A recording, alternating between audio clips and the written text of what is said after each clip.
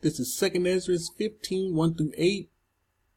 Yahuwah says, behold, speak. He's speaking to Ezra here. Speak in the ears of my people the words of prophecy which I will put in your mouth. Those that's with you, speak to them. He's going to put it in his mouth. He have to speak it out of his mouth and cause them to be written on paper. He also had to write it down on paper for present generations and write on paper for the future generation. He wrote it on paper for us. For they are trustworthy and true. Do not fear the plots against you. There were plots against them in the past, and there are plots against us right now. And do not be troubled by the unbelief of those who oppose you. Many people come to this channel. They come in unbelief. We're not. That's the flee doctrine. We're not to flee. America is not Babylon. They have the, they're in their unbelief. They believe something different. They believe something that don't exist in the scripture. So here he says, don't be troubled by the unbelief. I expect these people to come to the channel. And I don't like seeing it. I hate people like in unbelief. There's nothing I can do. I do my best to bring out the scripture to the best of my ability. And they don't see it. They don't see it. For every unbeliever shall die in his unbelief. That's why I say I feel for them. There are some truly righteous people. They just don't believe. When I say they're righteous, they mean well. And they want to do right. But they kind of arrogant. I already know. You can't tell me. I already knew. I grew up in church. So you can't tell me. These unbelievers will die in their unbelief. Good people. Don't bother anybody. Follow the laws of the land. Behold, says Yahuwah, I will bring evils upon the world. Here we go.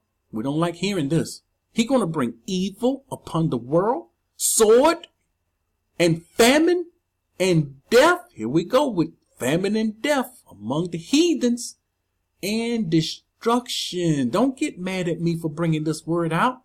He told Ezra to speak this to the people with your mouth and write it down on paper. How do you think they felt when they got this word? The Most High is saying, I'm going to bring evil upon the world.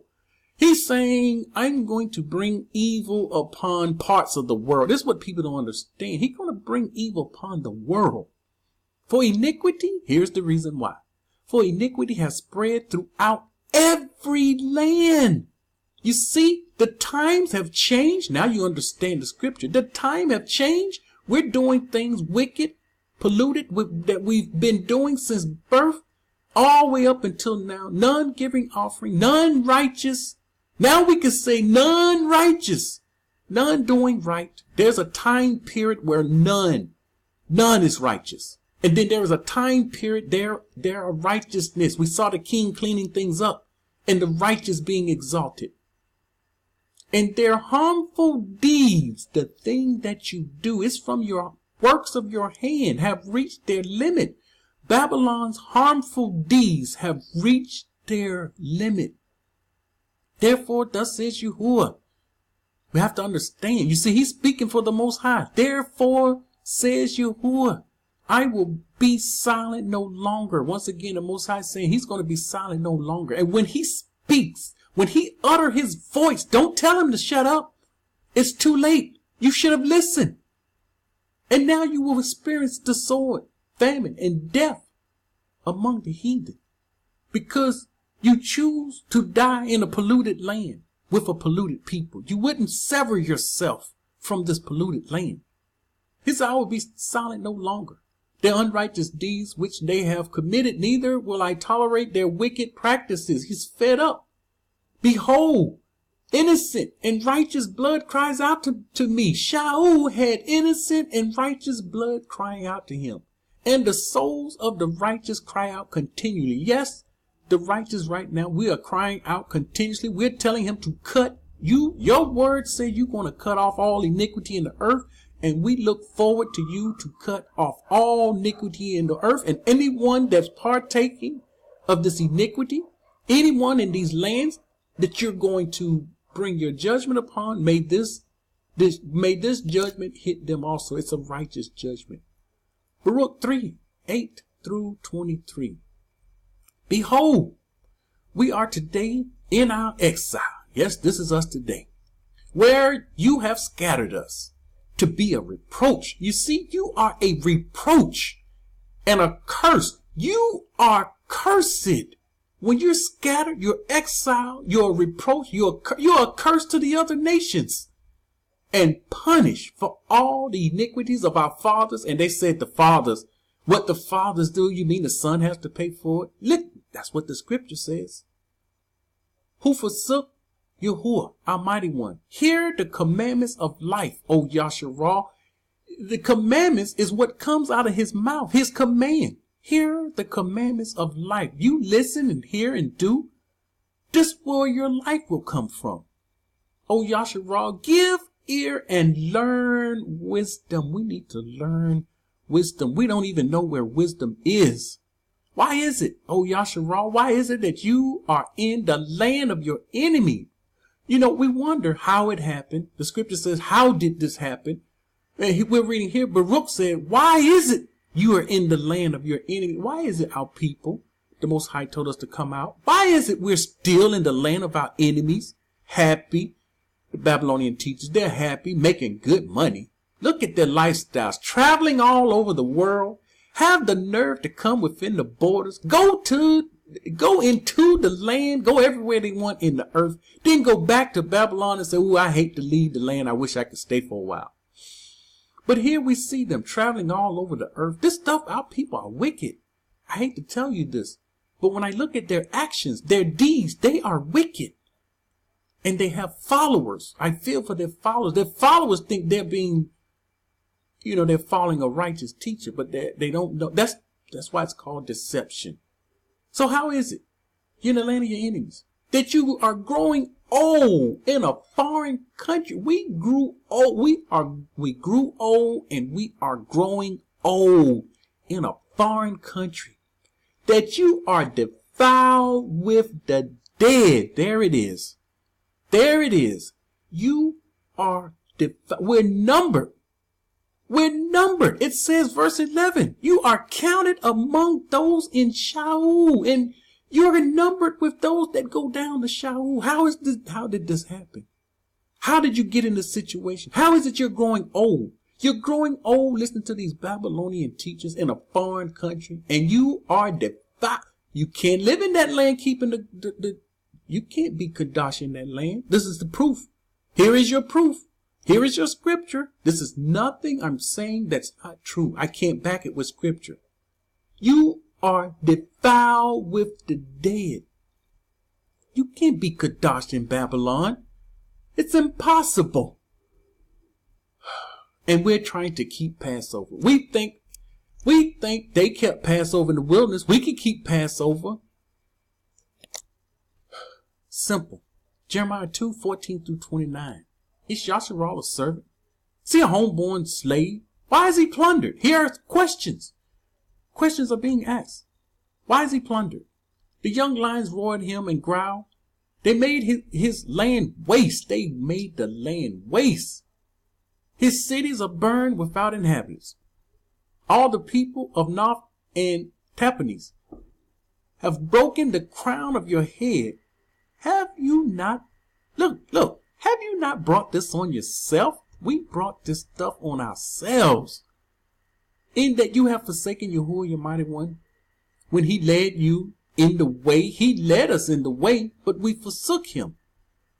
And now, why take the road to Egypt to drink the waters of Sihor? Or why take the road to Assyria to drink the waters of the river?